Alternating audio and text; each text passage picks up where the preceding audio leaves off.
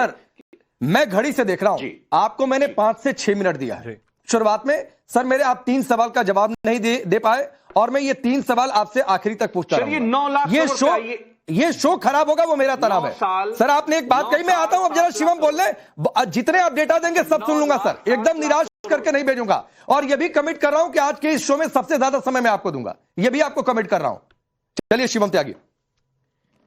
देखिए उत्तर प्रदेश में जो नेता समाजवादी के हैं, जो सबसे बड़े नेता हैं अली शेख जी, उन्होंने कहा खास तौर पर कि उत्तर प्रदेश के जो मुख्यमंत्री हैं वो विदेश चले गए हैं, ऐसा है, अलाना है, फलाना है। उनके प्रवक्ता ने कहा कि एक अधिकारी हैं, उनको बड़ा शौक है विदेश घूमने का। दरअसल दिक्कत यह है कि जिन बेचारों की सुबह उठते ही आंख लंदन में खुलती थी और सैर सपाटा और खेलना वेलना सब वहीं होता था मुख्यमंत्री रहते हुए, उनको सब जो विदेश जाते हैं वैसे ही दिखाई देते हैं। लेकिन मैं एक चीज फिर से कहना चाहता हूं कि उत्तर प्रदेश के मुख्यमंत्री रहे अली शेख जी, जो खास तौर पर सिर्फ हज हाउस बनाते थे, उनके लिए इन्वेस्टमेंट का कोई मतलब है नहीं। अब इन्होंने कहा कि भाई आप एक काम करिए, कंपनीज गिनवा दीजिए। क्या नाम ले रहे हो? क्या नाम ले रहे हो? क्या बुरा नाम है? नाम क्या ले रहे हो? तमीज से नाम लो। बुरा नाम है क्या? तमीज से नाम लो। अली शेख बुरा नाम है? नेता के अली शेख बुरा नाम है? नाम सही लो पहले। अली शेख बुरा नाम है, फिर तो अमीक भी बुरा नाम होगा। किसका नाम है? अरे फिर तो अमीक भी बुरा नाम होगा। अरे मात्रा इधर हो गई, इसमें क्या दिक्कत है? इतना नाराज क्यों हो गए? बदतमीज शिवम त्यागी, मुझे गुस्सा आ नहीं रहा। नहीं आमीक जमाई, अरे आमीक जमाई, अली शेख, अखिलेश, अगर मात्रा इधर हो गई तो बेचारे इतने नाराज कैसे हो गए? ये आ जाओ वाले को चुप कराइए 5 मिनट प्लीज। अच्छा बहुत बर्बाद किए हैं, मैं समय बर्बाद नहीं करना है। चुप रहे, 5 मिनट बर्बाद नहीं करनी है मुझे। अमीक जमाई साहब मैं आपको अपनी लाइन दे देता हूं सर। Thank you. मैं अपना समय बर्बाद। अमीक जमाई साहब मैं आपको अपनी लाइन दे देता हूं। अली शेख के अमीक प्रवक्ता चुप रहिए, बात सुनिए। एक मिनट शिवम, एक मिनट आप दोनों शांत रहिए, मैं अपनी लाइन दे देता हूं। नाराज हो गए अपने शिवम प्लीज मैं अपनी लाइन दे देता हूं सर। यहां मैं तय करूंगा क्या सही है क्या गलत है। एक मिनट अमीक जमाई साहब मैंने आप दोनों लोगों को रोका। अमीक जमाई साहब मैंने आप दोनों लोगों को रोका, मैं आपको अपनी लाइन दे देता हूं।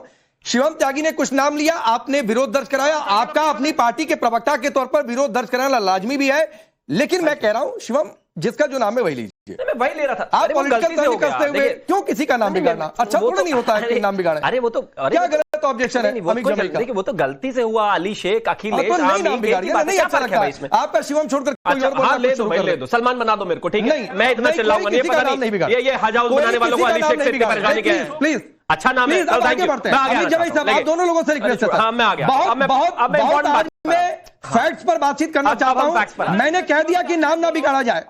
अमीक जमाई मैं आपके साथ हूं, मैं कह तो रहा हूं नहीं नाम अमीक जमाई साहब मैं आपके साथ हूं ना, मैंने बोल दिया कि नाम ना बिगाड़ा जाए किसी का भी। देखिए चलिए आगे बढ़ते हैं सर, आगे बढ़ते हैं।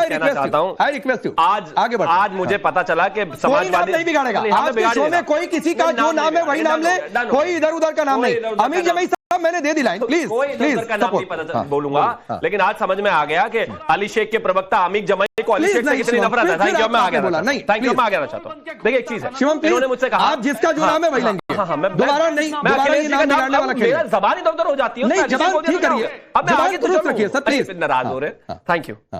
अब मैं एक चीज कहना चाहता हूं कि जहां तक बात इन्होंने कहा कि इन्वेस्टमेंट्स उत्तर प्रदेश में कुछ हुई हो, कोई कंपनीज लगी हो, कोई फैक्ट्रीज लगी हो, तो हमें बता दीजिए। सबसे पहले एक चीज मैं कहना चाहता हूं, 2014, 15, 16 के आसपास उत्तर प्रदेश की जो खास तौर पर जीडीपी थी वो अप्रॉक्सिमेटली 14-15 लाख करोड़ थी, जो अब लोगों का क्या हो गया 30 लाख करोड़ है। अरे अमीक जमाई साहब मैंने रोक दिया शिवम को, मैंने उनको मना कर दिया। अली शेख के प्रवक्ता भाग रहे हैं क्या कि वो नाम नहीं लेंगे, नाम नहीं बिगाड़ेंगे। मैं आपके साथ हूं, बोला तो मैंने। अली शेख के प्रवक्ता रुकिए, ये भाग गए। मैं बोल तो रहा हूं ये तुष्टीकरण की पराकाष्ठा पार करने वाले, हज हाउस बनाने वाले अपने नेता का नाम बर्दाश्त नहीं कर सकते। मात्रा इधर उधर क्यों हुई? मैं इस मुद्दे पर आपके साथ हूं। मैंने कहा कोई किसी का नाम नहीं बिगाड़े। मैंने शिवम को रोका और शिवम से यह भी कह रहा हूं कि आइंदा वो नाम नहीं बिगाड़ेंगे। मैं आपके विरोध के साथ हूं। प्लीज बातचीत करिए राजीव जी इनसे। Thank you. और बोलिए कि मैं उनके साथ हूं और मैं किसी को ये परमिट नहीं करूंगा कोई किसी का नाम बिगाड़े। बोलना ही नहीं चाहिए। और ये शर्त है, और ये शर्त है जो नाम बिगाड़ेगा वो शो से बाहर। नहीं बिल्कुल ठीक बात है। नहीं लेकिन ऐसे भगोड़े प्रवक्ता रखने के लिए थोड़ा सा नाम गलती हो गई अगर किसी से, तो ऐसे थोड़ी मैंने बोल दिया गलती हो गई। राजीव जी आप बात करिए, ठीक है कोई बात। अब आगे मैं एक चीज कहना चाहता हूं। यहां तक बात उन्होंने कहा कि कोई फैक्ट्रीज बताइए मुझे, कोई वो बताइए। मैं सिर्फ सबसे पहले एक चीज कहना चाहता हूं कि डिफेंस कॉरिडोर खासतौर पर जहां पर हम ब्रह्मोस बना रहे हैं, वहां पर ऑलरेडी 62 कंपनीज, 62 फैक्ट्रीज जो है वो या तो चालू हो चुकी है या काम हो चुका है या जमीन आवंटन हो चुका है। उसमें से लखनऊ, कानपुर, झांसी, अलीगढ़, आगरा, चित्रकूट में कुछ कंपनीज का नाम ले दे रहा हूं, which is BrahMos aerospace, Adani Adani defence aerospace, Bharat dynamic limited, HAL ordnance factory board units, delta defence, इसके बाद इलेक्ट्रॉनिक्स, ड्रोन और इलेक्ट्रॉनिक वॉरफेयर के लिए जो कंपनीज है वो एमेटेक है, वो डेटा पैटर्न्स है, वो सोलर इंडस्ट्रीज है, प्रीमियम एक्सप्लोसिव है, आधुनिक material and sciences private limited है, और इसके अलावा एरोलॉय टेक्नोलॉजीज है, एलन एवन है, एल्फेंजाइन है, AR पॉलीमर्स है। इसके अलावा डिफेंस सपोर्ट में जो कंपनीज हैं वो अप्रोक्सीमेटली 150 से ज्यादा MSMEs रजिस्टर हो चुके हैं। इसके अलावा अगर खास तौर पर मैं मोबाइल कंपनीज की बात करूं, वो Samsung India, Lava International, Dixon Technologies, Optimist Technologies, Foxconn, Vivo, Oppo, transaction groups, Micromax, और इसके अलावा अगर सेमीकंडक्टर्स की बात करूं तो उसमें भी अप्रोक्सीमेटली 3700 करोड़ के निवेश के साथ फैक्ट्रीज ऑलरेडी या तो जमीन आवंटन हो चुका है या फिर आधुनिक स्तर पर वो फैक्ट्रीज चालू हो चुकी है। ये उत्तर प्रदेश की जो अर्थव्यवस्था है, जब से उत्तर प्रदेश पैदा हुआ, जब से उसके बाद से ये देश आजाद हुआ, उसकी टोटल अर्थव्यवस्था थी जब हम सरकार में आए अप्रोक्सीमेटली 15 लाख करोड़ की, जो आज सिर्फ 9 साल में बढ़कर 8 साल में बढ़कर 30 लाख करोड़ हो चुकी है। और एक चीज नहीं, लेकिन अमित जमई कह रहे थे कि आप लोग हवाई बातें करते हैं दिखाने के लिए, ग्राउंड ब्रेकिंग, ये सैर सपाटा चल रहा है। मैं आपको एक चीज बताना चाहता हूं, ये सैर सपाटा किसी अधिकारी को घूमने का मन था।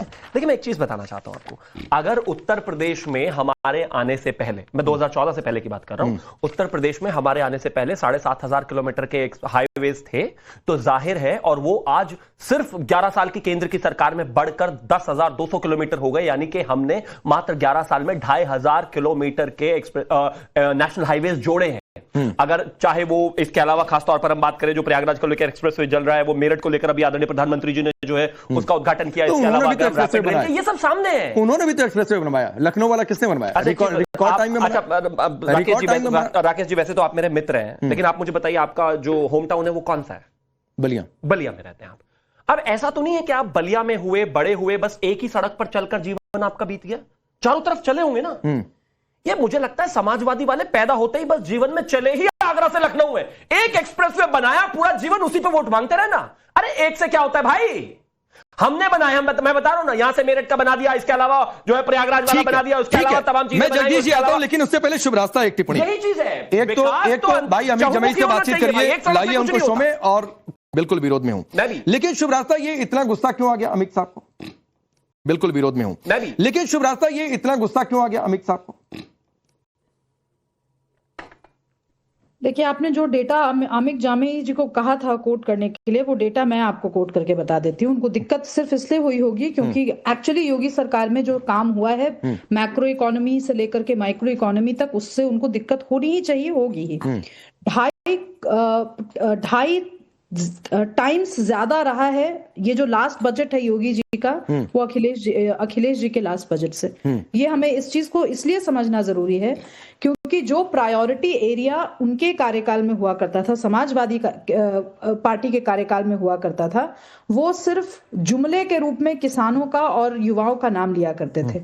लेकिन योगी जी की सरकार में हमने देखा है कि किस तरीके से सेक्टर्स के अक्रॉस, चाहे वो शिक्षा हो या वो स्वास्थ्य हो या वो रोजगार का मामला हो या वो इंफ्रास्ट्रक्चर का मामला हो, किस तरीके से बहुत सारे एलोकेशंस हुए हैं। आप स्पेसिफिकली अगर बात करिए तो ये सिर्फ युवाओं को प्रमोट नहीं किया गया, योगी सरकार ने युवतियों को प्रमोट करने के लिए लगभग 18,000 करोड़ का बजटरी एलोकेशन रहा युवतियों के वेलफेयर के लिए।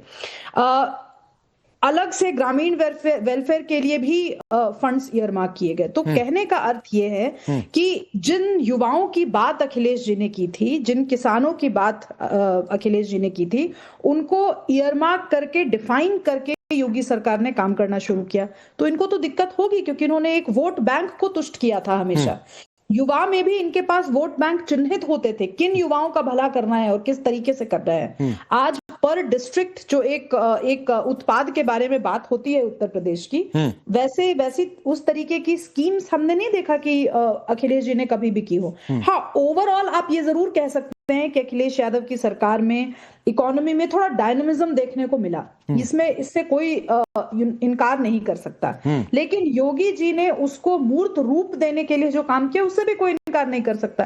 आप देखिए, टेक और इनोवेशन में यूपी AI मिशन के तहत जिस तरीके से डिजिटल ट्रांसफॉर्मेशन हो रहा है, क्या उसकी तुलना अखिलेश यादव जी के सरकार से की जा सकती है? आप मुझे बताइए कोई एक ऐसी स्कीम जो अखिलेश यादव जी की इतनी फेमस रही हो या इतनी सर्वस्पर्शी रही हो जिसको लेकर के ये चुनाव ही लड़ते।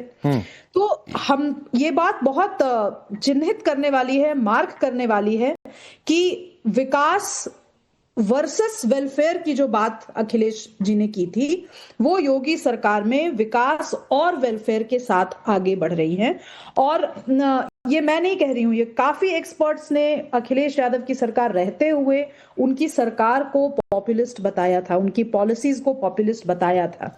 योगी जी की सरकार में बजटरी एलोकेशन जिस तरीके से हो रहा है वो एक सर्वस्पर्शी विकास की परिकल्पना के साथ हो रहा है। और कहीं ना कहीं जो एम्पावरमेंट की बात है, जो सशक्तिकरण की बात है, चाहे वो युवा की हो, वो किसानों की हो, वो नहीं शिवराज साहब, एक चीज है, ये निवेश के जो आंकड़े हैं वो आंकड़े तो सामने हैं, लेकिन क्या ये गुस्सा, क्या आक्रोश इसलिए भी दिख गया क्योंकि एक तो निवेश के आंकड़ों में, या फिर मैं इकोनॉमी की भी साइज की बात करूं, या जो सवाल मैंने 3 डेटा पूछा था जिसका जवाब नहीं आया, शायद था नहीं, और उसके साथ एक प्लस पॉइंट ये कि एक भगवाधारी भी है। लोग ये उम्मीद कहां करते थे कि कोई संवैधानिक पद पर बैठा व्यक्ति भगवाधारी वो जाएगा विदेश के दौरे पर। लोग पूछते थे कि जब सीएम योगी कभी विदेश जाएंगे तो क्या पहन कर जाएंगे। जी जी, और ये जो बिल्कुल सही बात है, और ये जो बात है भगवाधारी की जो बात है, जिस तरीके से तुष्टीकरण, मुस्लिम तुष्टीकरण हुआ था अखिलेश यादव की सरकार में, उससे जगदीश शर्मा जी भी इनकार नहीं कर सकते। जगदीश जी भी आपको बताएंगे कांग्रेस कई बार अनकंफर्टेबल हो जाती थी समाजवादी पार्टी के इस तरीके की जो पब्लिक पोस्चरिंग होती थी, उनके कुछ ऐसे नेताओं को लेकर के जिनके आपराधिक चर्चे ही नहीं, आपराधिक पूरी की पूरी एक नैरेटिव की फौज होती थी उस समय। तो मैं लब्बो-लुआब मेरे कहने का ये है कि इस विकास के मॉडल को टैकल करने के लिए उसके बरस एक दूसरा ऑल्टरनेट विकास का मॉडल अखिलेश यादव के पास नहीं है, क्योंकि वो एक लेगेसी पॉलिटिशियन रहे हैं। मैं अखिलेश यादव जी को थोड़ा सा, मैं बहुत उदारता से भी उनके कार्यकाल का आकलन करना चाहूंगी। अखिलेश यादव जी के समक्ष एक लेगेसी पॉलिटिक्स की तो बात थी, उन्होंने